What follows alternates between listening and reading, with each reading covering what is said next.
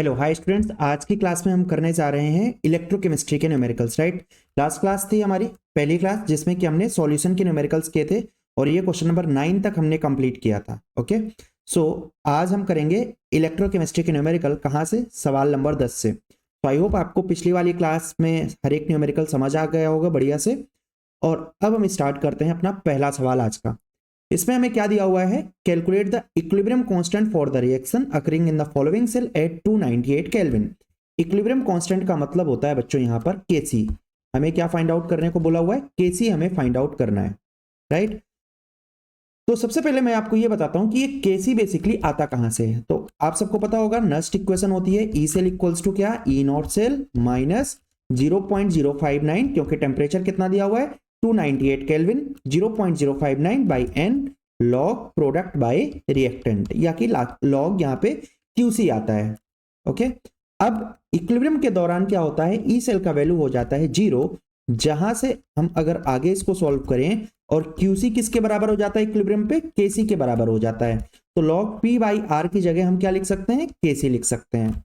Okay, अब यहां पे इसको दूसरी तरफ भेजते हैं हम, तो क्या बनेगा यहां पर?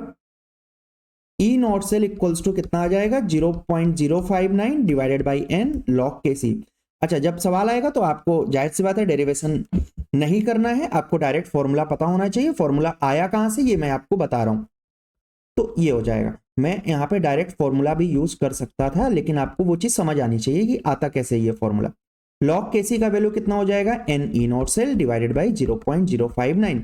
कई बार आपसे सवाल में लॉग केसी ही पूछ लिया जाता है, लेकिन यहाँ पर इन्होंने केसी पूछा हुआ है, तो केसी कितना हो जाएगा? एंटी लॉग हो जाएगा इसी चीज का।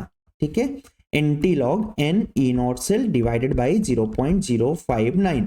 तो ये तो हो गया हमारा फॉर्मूला जो कि हम इस न्यूमेरिकल के अंदर यूज करने वाले हैं। ठीक है, इस फॉर्मूले के अंदर आपकी जो अननोन चीजें आ रही हैं वो दो आ रही हैं। क्या क्या? एक तो एन है और एक ई नॉट सेल है। तो हमारा पहला कर्तव्य होगा इन दोनों वैल्यू को फाइंड आउट करना। ठीक है, तो आ जाओ, इस रिएक्शन को हम सबसे पहले लिखेंगे।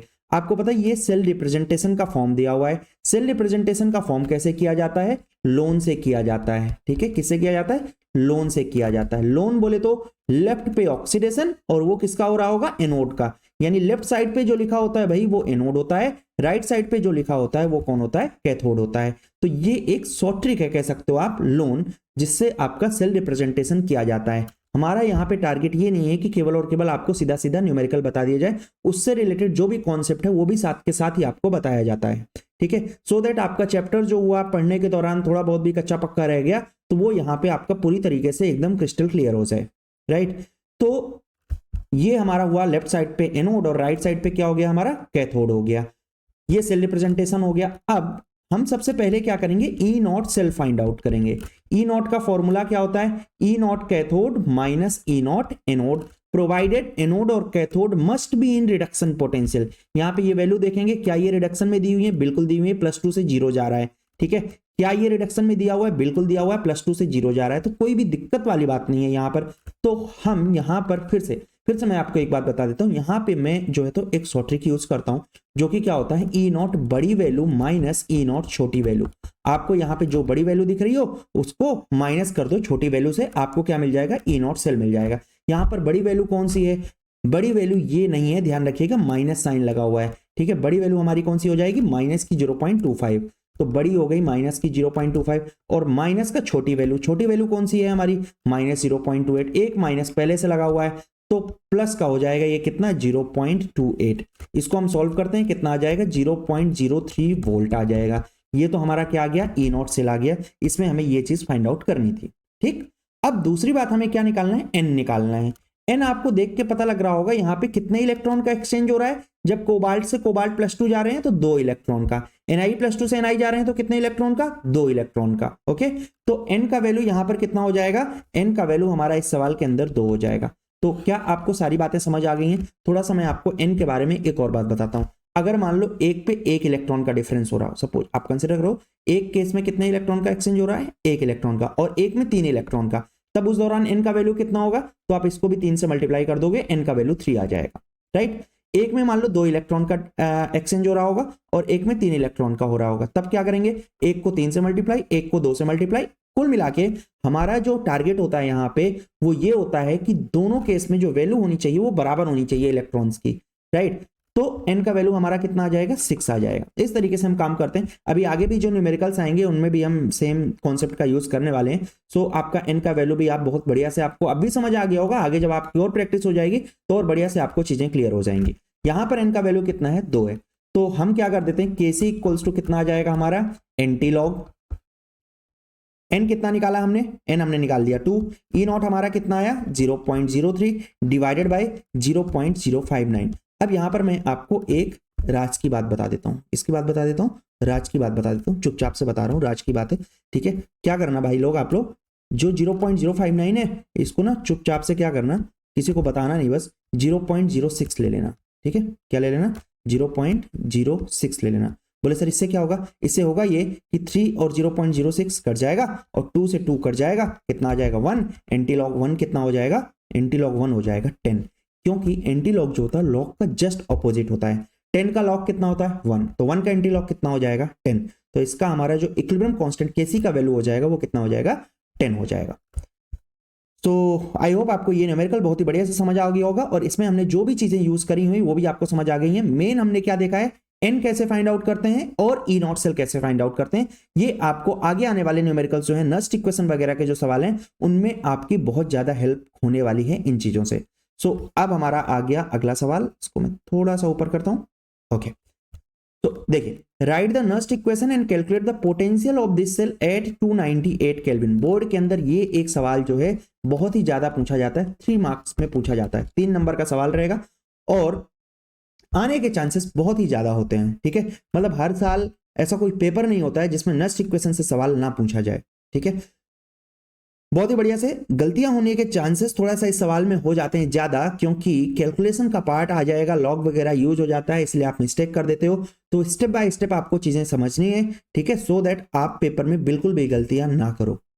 देखिए पहली बात, टेम्परेचर देखेंगे, कितना दिया हुआ 298 केल्विन, 99.9% केस में टेम्परेचर 298 केल्विन ही दिया होता है। और फॉर्मूला 298 केल्विन का भी अभी मैंने आपको ऊपर बताया है, ई सेल का हमें ईएमएफ ऑफ सेल निकालना है, ई सेल निकालना है, क्या होता है E naught cell minus 0.059 divided by N log product by reactant, ये फॉर्मूला होता है हमारा, ठीक है मेरे भाइयों। अब क्या यूज हो रहा है, सबसे पहले तो ई नॉट सेल यूज हो रहा है, क्या यूज हो रहा है, एन यूज हो रहा है। लॉग प्रोडक्ट अपॉन रिएक्टेंट को बाद में निपटा लेंगे, पहले इन दोनों चीजों को हम देख लेते हैं। ई नॉट सेल कितना आएगा और एन का वैल्यू कितना आएगा। अब तो बच्चा भी जानता होगा भाई एन का वैल्यू यहाँ पे कितना होगा, कितने इलेक्ट्रॉन का एक्सचेंज हो रहा है, बस आपको ये बात देखनी है। तो यहाँ पे देखो 2 इलेक्ट्रॉन हो रहे हैं चेंज, यहाँ पे भी 2 इलेक्ट्रॉन का एक्सचेंज हो रहा है। आंख बंद करके आपको एन का वैल्यू क्या लिख देना है, 2 लिख देना है, ठीक है। एन का वैल्यू आपको आ गया समझ में। अब इसके बाद देखो भाई ये क्या है, अभी आपको पता है मैंने क्या होता है लोन, लोन का मतलब लेफ्ट पे ऑक्सीडेशन और वो किसका, एनोड का, तो इसका ऑक्सीडेशन करा के रिएक्शन लिख देते हैं। ये रिएक्शन लिखना बहुत ही जरूरी है, जितने भी स्टेप लिख रहा हूं आपको सारे स्टेप अपने नोटबुक में लिखते हुए चलना है और आपके पेपर में भी आपको बिल्कुल सेम इसी तरीके से करना है। mg किस में चेंज हो रहा है भाई, mg हमारा चेंज हो रहा है mg+2 में। अच्छा, अब जिधर तरफ जितना प्लस का चार्ज है, ध्यान से समझना इस बात को मेरी, जितने तरफ जिधर तरफ जितने प्लस का चार्ज है उधर उतने ही इलेक्ट्रॉन डाल देने हैं। राइट साइड में प्लस का 2 चार्ज है, कितने इलेक्ट्रॉन भर देंगे, 2 इलेक्ट्रॉन भर देंगे, ठीक है। Cu+2 हमारा किस में चेंज हो रहा है, Cu में, तो हमने लिखा Cu+2, जिधर जितना प्लस, किधर Cu+2 के साइड, कितना प्लस, 2 का प्लस, तो Cu+2 चेंजिंग इनटू Cu। इस तरीके से आपको सेल की रिएक्शन लिख लेनी है, ठीक है। अब जो कटता है ना भाई वही n होता है, अभी वहां हमने डायरेक्ट बता दिया था, लेकिन जो कटता है वही n होता है, इसलिए नंबर जो होनी चाहिए बराबर होना चाहिए कटने वाला। n का वैल्यू कितना आ गया, 2 आ गया।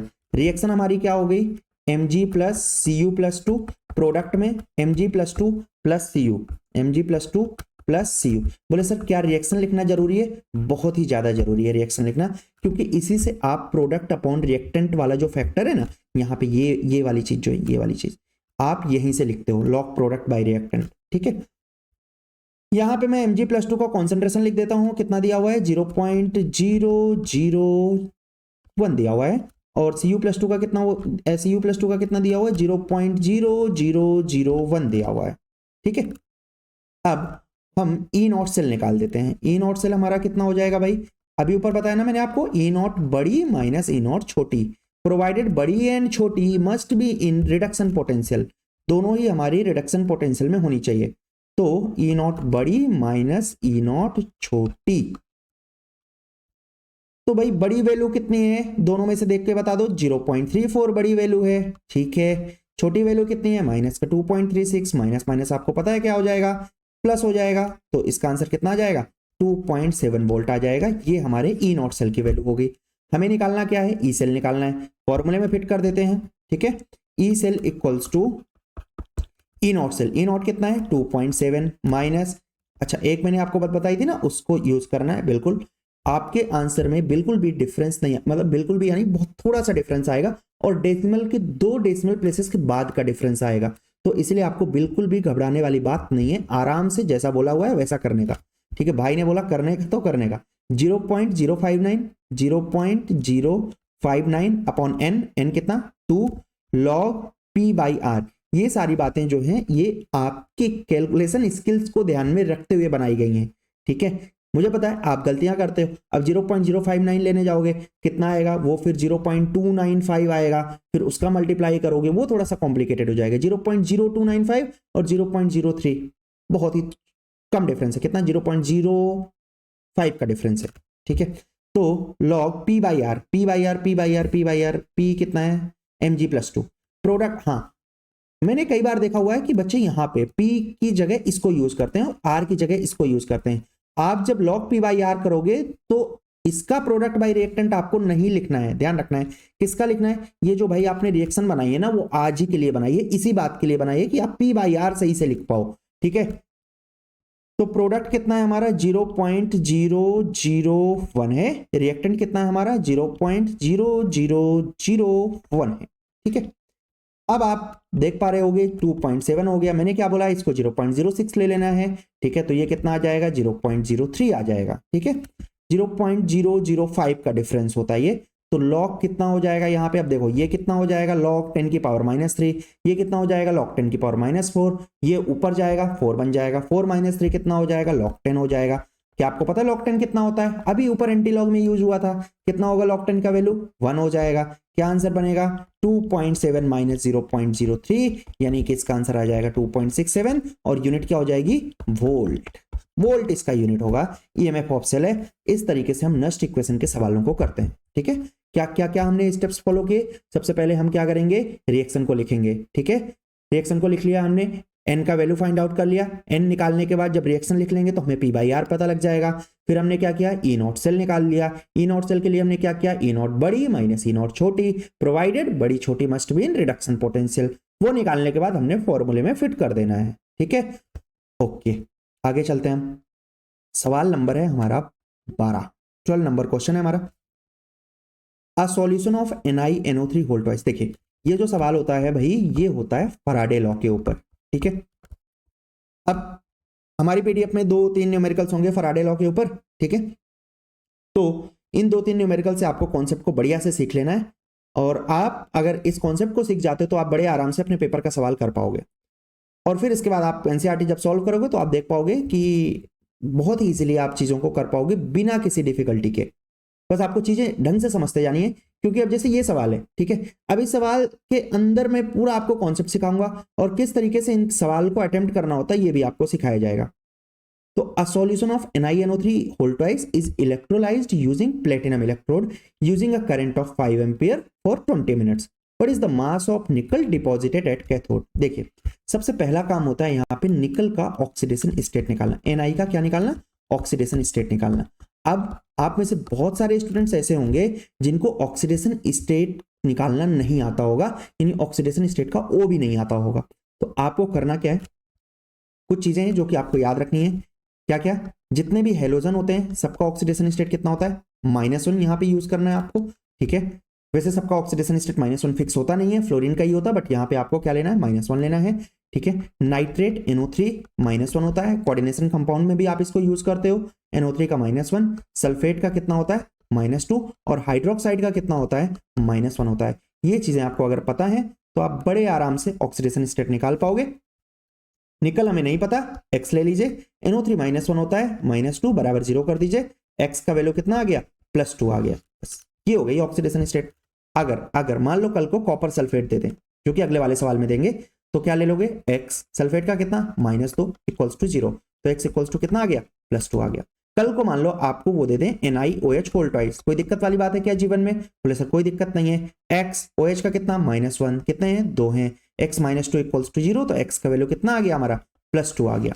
ठीक है, आई होप आप चीजों को समझ पा रहे होंगे बहुत बढ़िया से, और इसको नोट डाउन भी कर रहे होंगे। ये जो एक्स्ट्रा चीजें ये भी आपको साथ के साथ ही लिखते जानी है। जैसे मैं यहाँ पे साइड में लिख रहा हूं, वैसे आपको भी अपनी नोटबुक के अंदर ये चीजें साइड में लिखते जाना है। तो Ni का ऑक्सीडेशन स्टेट +2 आ गया, तो ये हमने क्या लिखा, Ni +2। अब इसके बाद रिएक्शन लिखना है, कैसे लिखेंगे, Ni +2 इलेक्ट्रॉन प्रोडक्ट में Ni, इस तरीके से रिएक्शन लिखना। अगर कल को मान लो Al के ऊपर चार्ज +3 आ जाता है, तो क्या रिएक्शन होती, Al +3 इलेक्ट्रॉन Al। ऊपर मैंने एक बात बोली थी, जिधर जितने प्लस उधर उतने इलेक्ट्रॉन। कल को अगर कॉपर के ऊपर +2 चार्ज आता तो Cu +2 इलेक्ट्रॉन प्रोडक्ट में Cu। जिंक के ऊपर +2 चार्ज आता तो Zn +2 इलेक्ट्रॉन प्रोडक्ट में Zn। राइट, इस सवाल का वेटेज कितना होता है, ये 2 मार्क्स का ये सवाल पूछा जाता है। ठीक है, तो Ni +2 इलेक्ट्रॉन प्रोडक्ट में Ni। जब हम यहाँ पे 2 इलेक्ट्रॉन का मतलब होता है जितने इलेक्ट्रॉन हो उतने फराडे चार्ज। ठीक है, 2 इलेक्ट्रॉन 2 फराडे, 3 इलेक्ट्रॉन 3 फराडे। तो जब हम यहाँ पे 2 फराडे चार्ज पास करते हैं, ठीक है, क्या कॉन्सेप्ट अप्लाई करना है हमें, जब हम यहाँ पे यूनिटरी मेथड, जैसे आप बचपन में क्या करते थे ना कि 10 रुपए में जो है तो 4 पेन आती हैं, तो 50 रुपए में कितनी पेन आएंगी, कुछ ऐसा कॉन्सेप्ट हम यहाँ पे यूज करते हैं। ठीक है, यूनिटरी मेथड बचपन में चल रहे हैं पर बस अब क्या हो गया, अब थोड़ा सा जीवन के अंदर जाहिर सी बात है वो केमिकल सब्सटेंसेस आ गए हैं। ठीक है, पहले पेन हुआ करते थे, एक राम नाम का आदमी हुआ करता था जिसके पास में काम होता था क्या करना, बहुत सारे पाइनएप्पल ले आता था, मैंगो ले आता था, और फिर हम चेक करते थे 50 रुपए में इतने ला रहा है तो 200 रुपए में बोरी भर के लाएगा, ये सारी चीज। 2 फराडे चार्ज जब हम पास करते हैं तो हमें कितनी मोल निकल मिल रहा है, 1 मोल निकल। 1 मोल निकल मतलब कितना ग्राम, 58.7 ग्राम निकल मिलता है। कब, जब हम 2 फराडे चार्ज पास करते हैं। अब 1 फराडे का मतलब होता है 96500 कूलॉम। इतने सारे सी मिलके 96,500 सी मिलके एक फराडे चार्ज बनाते हैं, सी बोले तो कूलॉम। ठीक है, तो इसका मतलब ये हुआ कि 2 × 96500 कूलॉम में हमें कितना ग्राम निकल मिलेगा, हमें मिलेगा सर 58.7 ग्राम निकल। तो मैं समझता हूं ये बात आपको बहुत ही बढ़िया से समझ आ गई होगी कि 58.7 ग्राम हमें कब मिल रहा है, जब हम 2 फराडे चार्ज पास कर रहे हैं। अच्छा, अब हम सबसे पहले चार्ज निकाल लेंगे यहाँ पे। तो हमें पता है Q = क्या होता है, IT। ठीक है, I बोले तो करंट, T बोले तो टाइम। करंट कितना है हमारा, 5 एम्पियर हमने करंट पास किया है। ठीक है, टाइम कितना है, मिनट। पहला हमारा काम होगा इस मिनट को सेकंड में कन्वर्ट करना। तो 20 मिनट का मतलब कितना सेकंड हो जाएगा, 60 × 20 यानी 1200। ठीक है, तो टोटल कितना कूलॉम्ब आ गया हमारा, 6000 कूलॉम्ब आ गया। इतने कूलॉम्ब आ गए हमारे। तो 2 × 96500 पे कितना मिल रहा है, 58.7। तो हम निकाल लेते हैं 1 कूलॉम्ब पे हमें कितने ग्राम निकल मिलेगा। तो आपको पता है ये कितना मिल जाएगा, अगर इतने सारों पे इतना मिल रहा तो 1 पे कितना मिलेगा, 58.7 डिवाइडेड बाई 2 × 96500। फिर बोलोगे लेकिन सर हम तो ना 6000 कूलॉम्ब चार्ज पास करा रहे हैं, तो कोई दिक्कत वाली बात थोड़ी ना है। हम क्या कर देंगे, 6000 कूलॉम्ब पे निकाल लेंगे। ये कितना हो जाएगा, 58.7 डिवाइडेड बाई 2 × 96500 मल्टीप्लाई बाय 6000। ठीक है, 0 से लेकर के 2 0 हम कर देते हैं शहीद, 2 से लेकर के हम शहीद कर देते हैं किसको, 30 को। और इसका आंसर जहां तक मुझे याद है 2 पॉइंट समथिंग आया करता था, लेकिन एक बार मैं इसको सॉल्व कर देता हूं। 58.7 मल्टीप्लाई बाय 30, क्योंकि क्लास में हमने कई बार इस सवाल को कराया हुआ है, इसीलिए बहुत सारे सवालों के आंसर जो हैं वो डायरेक्ट पता हो जाते हैं। 2 के आसपास ही कितना आ रहा है, 1.82 ग्राम निकल हमें मिलेगा। ओके, सो ये फंडा होता है फराडे लॉ के न्यूमेरिकल्स को करने का। अब देखो क्या क्या काम किया है हमने यहाँ पे। सबसे पहले हमने यहाँ निकाला क्या, सबसे पहले हमने निकाल लिया इसका ऑक्सीडेशन नंबर निकल का, कितना आया, +2 आया। हमने रिएक्शन लिखा Ni +2 इलेक्ट्रॉन प्रोडक्ट में Ni, जितने इलेक्ट्रॉन उतने फराडे चार्ज। ठीक है, ये मतलब इजी तरीका होता है करने का। एक वैसे डायरेक्ट फॉर्मूला भी है, wait deposited = Z × I × T। ठीक है। हो सकता है आपको क्लास में उस तरीके से कराया गया हो आपके टीचर के द्वारा, ठीक है, वो भी सही है, जो भी आपको तरीका समझ आता है। वैसे मैं जो इन सवालों को जब भी करता हूँ इस मेथड के थ्रू करता हूँ। तो 2 फराडे में 58.7 ग्राम, तो हमने क्या किया 2 × 96500 से निकाल लिया। फिर हमने एक्चुअल में देखा कितना चार्ज पास कराया जा रहा है, ठीक है। तो Q equals to IT apply करते हुए हमने क्या कर लिया, टोटल चार्ज निकाल लिया। अब एक का निकाला, फिर 6000 के लिए उसका मल्टीप्लाई कर दिया। सो अगर ये फंडा आपको समझ आ गया हो तो हम अगला सवाल करते हैं इसी बात पे। क्या लिखा हुआ है देखिए, अ solution of copper sulphate is electrolysed for 8 minutes 45 seconds using a current of 5 ampere. What is the mass of copper deposited at cathode. Mass of copper ले लिया जाए, कितना ले लें, 63.5 होता है वैसे, ये आपको सवाल के अंदर दिया होगा। 64 ग्राम यहाँ पे हम ले लेते हैं, इतना गिवन है, ठीक है। एक्चुअल जो होता है वो 63.5 होता है, कुछ जगहों पे 64 भी दिया होता है, ठीक है। तो ये हमने ले लिया मास ऑफ कॉपर, ठीक है। सबसे पहला काम, इस कॉपर का चार्ज निकाल लेंगे। क्या हो जाएगा, Cu+2 इलेक्ट्रॉन। मास आपको याद रखने की जरूरत नहीं है, कई बार बच्चे जो है तो बहुत परेशान होते हैं, सिर्फ कॉपर का मास, जिंक का मास, इन सब का मास याद रखना पड़ेगा। मास याद रखने की कोई जरूरत नहीं है, सवाल के अंदर जो होगा आपको मास का वैल्यू दिया होगा। Cu+2 इलेक्ट्रॉन, जैसे हाइड्रोजन वगैरह इनके नहीं देते हैं, ठीक है, और बाकी जैसे कॉपर, जिंक, इन सबके मास आपको दिए होते हैं। तो Cu+2 इलेक्ट्रॉन प्रोडक्ट में क्या मिल जाएगा, Cu मिल जाएगा, ठीक है। तो ये कितना हो गया हमारा 2 फराडे। 2 फराडे चार्ज पे हमें कितने ग्राम कॉपर मिलेगा, बोले सर 64 ग्राम मिलेगा। इसका मतलब 2 × 96500 पे कितना मिलेगा, सर ये 64 ग्राम मिलेगा, ठीक है। एकदम बिल्कुल क्रिस्टल क्लियर हो गया होगा ये न्यूमेरिकल किस तरीके से किया जाता है। अब तक आपको भले ही कितनी ज्यादा डिफिकल्टीज का सामना करना पड़ता रहा होगा इस तरीके के सवालों में, लेकिन अब मामला एकदम क्लियर होगा, ठीक है भाई। तो इतने पे इतना मिल रहा है, तो एक पे निकाल ले, एक पे कितना हो जाएगा 64/2 × 96500, ये हमने एक पे निकाल लिया, एक पे इतने ग्राम मिलेगा। तो अब हम ये देख लेते हैं कि हमने एक्चुअल में कितना करंट पास किया है, ठीक है। तो हमारा करंट कितना हो जाएगा, हम सबसे पहले टाइम को निकाल लेते हैं। टाइम हमारा कितना हो जाएगा, 60 × 8 480 हो जाता है, प्लस का 45 इसमें और ऐड करना पड़ेगा। तो हमने एक्चुअल में कितना करंट पास किया, 525 पास किया है, ठीक है। तो Q इक्वल्स टू हम अप्लाई कर देते हैं IT। आई हमारा कितना है 5 एम्पियर, टाइम हमारा कितना है 525, 525, तो 525 × 5 ये कितना हो जाएगा 2625 कूलम। 1 पे ये मिल रहा है, तो 2625 कूलम पे कितना मिल जाएगा, 64 × 2625 डिवाइडेड बाय 2 × 96500, ठीक है। थोड़ा बहुत अगर ये सिंप्लीफाई हो रहा है, इसको यहाँ पे निपटा देते हैं, ये 32 हो जाएगा, और फिर ये कितना हो जाएगा 2625 मल्टीप्लाई बाय 32। एग्जैक्ट आंसर भी मैं आपको इसीलिए सॉल्व करके साथ के साथ ही लिख दे रहा हूँ, ठीक है, तो दैट जब आप खुद से सॉल्व करो तो आप इसको मैच कर पाओ कि आपने सही किया है कि नहीं किया है। 0.87 ग्राम इसका आंसर हो जाएगा, ठीक है। तो ये कॉपर का मास हो जाएगा। अब हम चलते हैं सवाल नंबर 14 की ओर। अगेन जो हमारा क्वेश्चन नंबर आपको 14 नजर आ रहा होगा वो आपको पता है कौन से टॉपिक का है, नस्ट इक्वेशन का है। अभी ऊपर हम एक नस्ट इक्वेशन का सवाल करते हुए आ रहे हैं ना, Mg+2 + Cu+2 वाला, वही सेम लॉजिक यहाँ पे भी अप्लाई करना है, ठीक है, सेम कॉन्सेप्ट।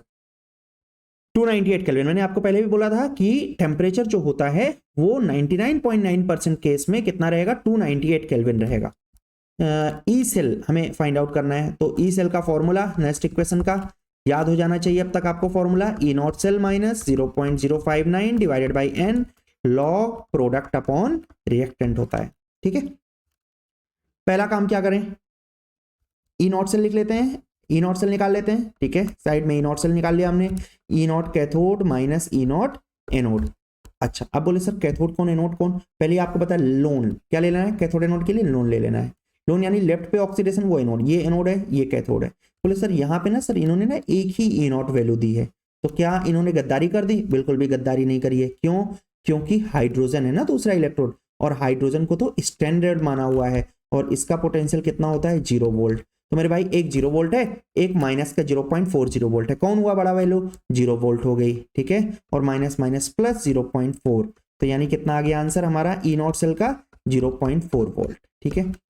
अब रिएक्शन लिख लेते हैं, कैसे लिखेंगे रिएक्शन, एनोड वाला पहले CD changing into CD+2 + 2 electron, n का वैल्यू पता लग गया आप सबको कितना है 2 है यहां पर, देन H+, लेकिन बैलेंस नहीं है, तो 2H+ + 2 इलेक्ट्रॉन, प्रोडक्ट में कितना मिल गया H2। अब ये 2 से 2 कट गया, आपको मैंने क्या बताया, जो कटता है वही कौन होता है, n होता है। तो सर क्या हम सब भी n है, क्योंकि हमारा सबका भी कटा हुआ है कभी ना कभी जीवन में।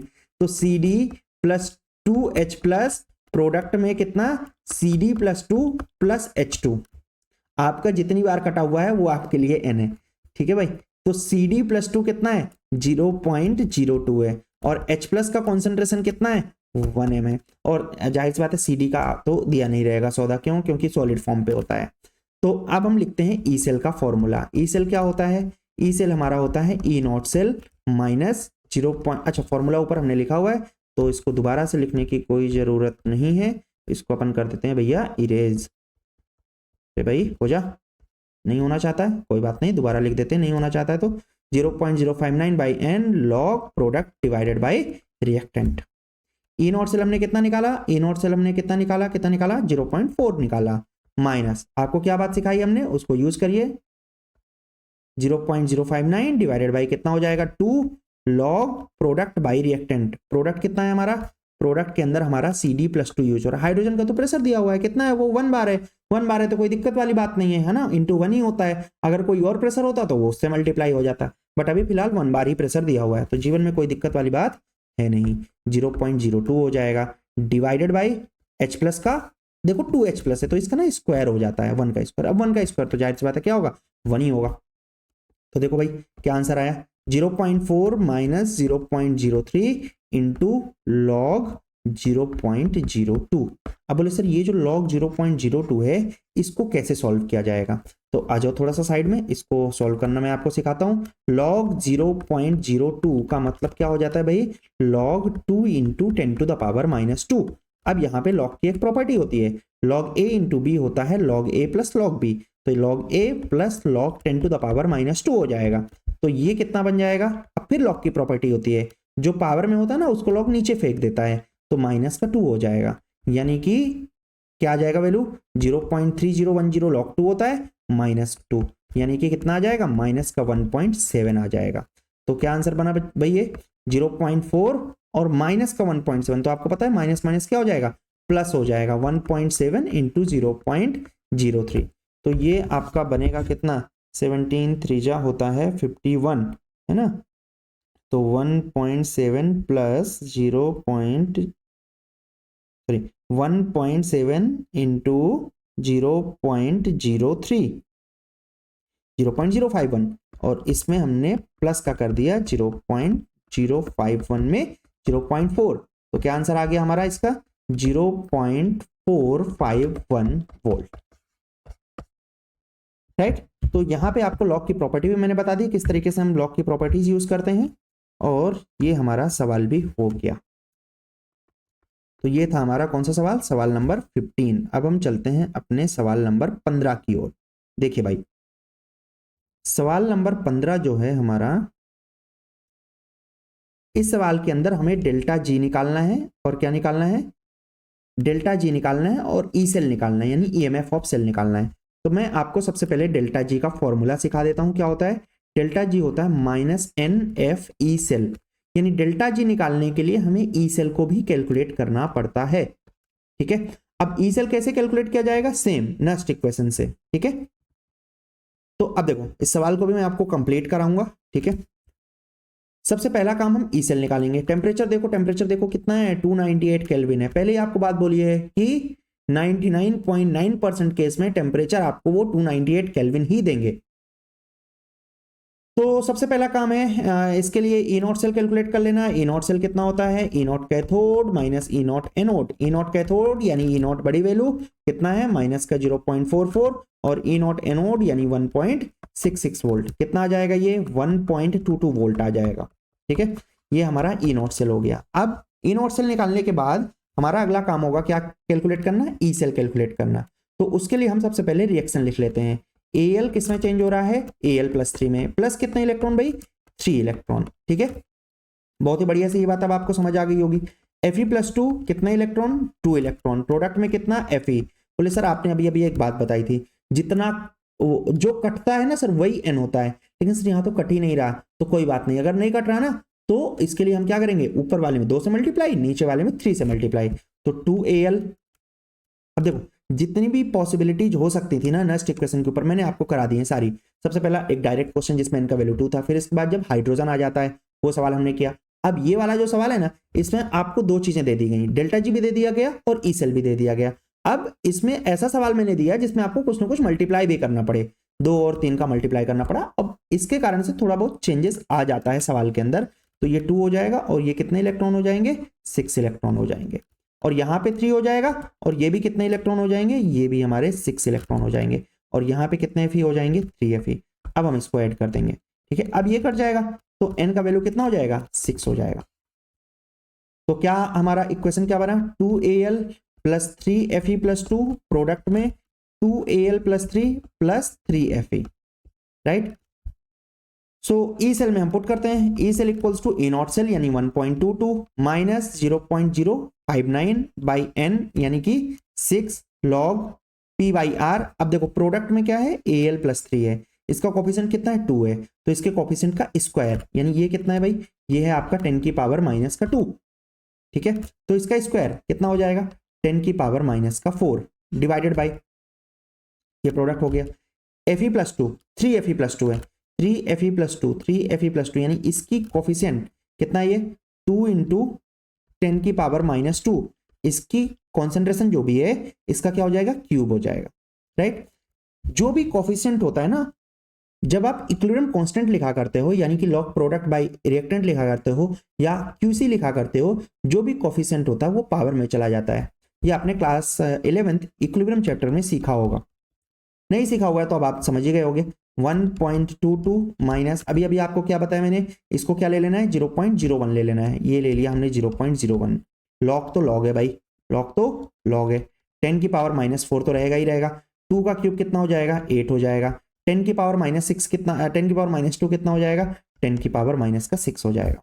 अब देखो 1.22 माइनस 0.01, लॉग तो लॉग है भाई, है ना, ये कितना हो जाएगा, 10 की पावर 6, 10 की पावर 6 ऊपर चला जाएगा तो 10 की पावर 6 माइनस 4 कितना हो जाएगा, 100 हो जाएगा। तो 100 डिवाइडेड बाई कितना आ जाएगा, ये 8 आ जाएगा। इसको कुछ काटे पीटे, बिल्कुल काट पीट देते हैं। किससे कटना चाहता है ये, इसको हम काट देते हैं, लॉग को काट देते हैं हम, 4 से काट दें, ठीक है। 4 से ये 2 जाएगा, 4 से ये कितना जाएगा, 25 जाएगा, ठीक है। तो 1.22 माइनस 0.01 इंटू लॉग 25 और माइनस का कितना हो जाएगा, ये लॉग 8 हो जाएगा, राइट। अब सॉरी लॉग 2 हो जाएगा, लॉग 2। अब ये लॉग 25 कितना होता है बच्चों, लॉग 25 का मतलब होता है लॉग 5 का स्क्वायर। लॉग 5 का स्क्वायर कितना होता है, 2 इंटू लॉग 5। लॉग 5 कितना होता है, 0.69, तो 2 इंटू 0.69 तो कितना हो जाएगा, 2 9 18, 2 6 12, 1.38 हो जाएगा। और लॉग 2 कितना होता है, 0.3010 यानी 0.3 होता है, तो 1.38 माइनस का कितना हो जाएगा, 0.3 हो जाएगा, ठीक है। तो ये कितना आ जाएगा, 1.08 आ जाएगा, ओके, ठीक है। तो 1.22 माइनस 1 पॉइंट कितना हो जाएगा, ये 0.01 इंटू कितना हो जाएगा, ये 1.08 हो जाएगा। अब इसको हम सॉल्व कर देते हैं। तो इसको सॉल्व करने के बाद 0.01 इंटू कितना है, 1.08, 01 इंटू 1.08, ये आ गया 0.0108। और इसमें हम कर देते हैं माइनस कर देते हैं 1.22 का, तो ये लगभग वैल्यू 1.21 के अप्रॉक्स ही आएगी। 1.22 माइनस 0.0108, ठीक है, ओके। 1.209 यानी 1.21 इतने वोल्ट आ जाएगा। ये किसका आंसर हो गया, हमारा ई सेल का हो गया। अब इसके बाद हमें क्या निकालना है, हमें इसमें निकालना है डेल्टा जी। ये कितना होता है, minus n F E cell, n का वैल्यू कितना है, 6 है, ठीक है, इंटू एफ कितना 96500 into 1.209 volt multiply by 96500 and multiply by 6, ठीक है। तो ये आ जाएगा माइनस का 126.8 जूल पर मोल इसका आंसर हो जाएगा, ठीक है। अगर आप किलो जूल में करना चाहते हैं डिवाइड बाय 1000 करके आप केजे पर मोल में आंसर को लिख सकते हैं, ठीक है। सो आई होप आपको ये सवाल भी बहुत ही बढ़िया से समझ आ गया होगा। अब हम चलते हैं अगले सवाल की ओर। तो हमारा अगला क्वेश्चन है भाई, क्वेश्चन नंबर 16। रेजिस्टिविटी, रेजिस्टिविटी का मतलब क्या होता है? रो। रो किसका? 0.5 m electrolytic solution is 10 ohm centimetre, यानी रो का वैल्यू कितना दिया हुआ है? 10 ओम सेंटीमीटर दिया हुआ है। और ये जो 0.5 m है ना, ये हमारा क्या दिया हुआ है? सी दिया हुआ है। सी कितना हमारा? 0.5 m। Find the molar conductivity of the solution. Molar conductivity होता है बच्चों लैम्डा m, और लैम्डा m का फॉर्मूला होता है k into 1000 divided by C. What is k? k is kappa, Kattappa नहीं, kappa. Kappa is conductivity and conductivity is reciprocal of resistivity. ठीक है, तो यहां से कप्पा को हम क्या लिख सकते हैं? 1/10 लिख सकते हैं। तो लैम्डा एम का आंसर देखो कितना हो जाएगा? कप्पा इज 0.1 इंटू 1000, तो 1000 है, और ये कितना है कॉन्सेंट्रेशन? 0.5, 0.5 यानी 5 डिवाइडेड बाई 10। ठीक है, तो इससे और इससे ये कट जाएगा। ठीक है, 1000/5 यानी 200 Simon centimetre square mole inverse इसका यूनिट होता है। यूनिट लिखना ना भूलें। अगला सवाल हमारा, ये क्वेश्चन नंबर कौन सा हो जाएगा? 17।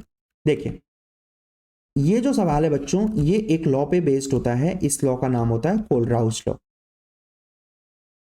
सो इसके अकॉर्डिंग क्या होता है? अगर हमारे पास में हमें किसी भी इलेक्ट्रोलाइट का molar conductivity eight infinite dilution calculate करना है, तो वो molar conductivity of respective ions के सम के बराबर हो जाती है, यानी lambda M not a plus plus lambda M not be minus.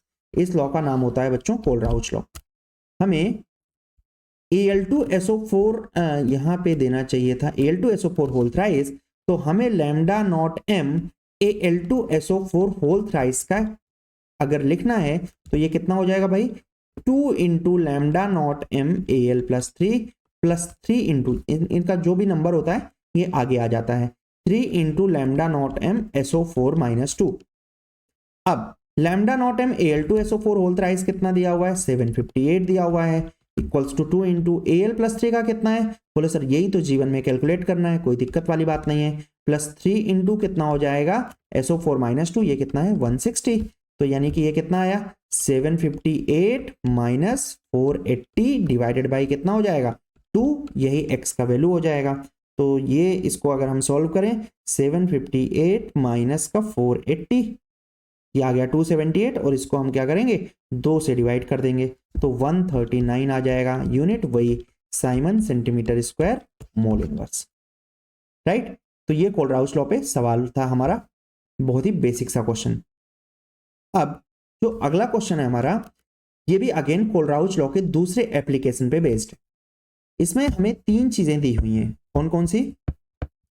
Lambda M naught NH4Cl, lambda M naught KOH and lambda M naught KCl, और हमें इन तीनों की हेल्प से NH4OH का लैम्डा नॉट m कैलकुलेट करना है। ये एक कोलराउस लॉ का ही एप्लीकेशन होता है। टोटल 2 एप्लीकेशन होते हैं कोलराउस लॉ के। एक होता है Ka निकालना और अल्फा निकालना, और एक होता है हमारा लैम्डा नॉट m निकालना, किसके लिए? कोई भी वीक इलेक्ट्रोलाइट के लिए। तो फंडा देखो, बहुत ही सिंपल सा काम करना होता है। ये जो 3 डेटा हमें दिया हुआ है ना, इनसे हम 3 इक्वेशंस बनाएंगे, और एक हमारा होगा रिक्वायर्ड रिएक्शन जिसका हमें कैलकुलेट करना है। तो हम किसका कैलकुलेट करना चाहते हैं? NH4OH का कैलकुलेट करना चाहते हैं। ये कितना हो जाएगा? Lambda naught m NH4 plus plus lambda naught m OH minus, and NH4 plus का हमें ये कैलकुलेट करना है। ये हमारा हो गया क्या? Required reaction. ठीक है, अब हमें 3 किसका किसका दिया हुआ है? लैम्डा नॉट m NH4Cl हमें दिया हुआ है। ये कितना होता है?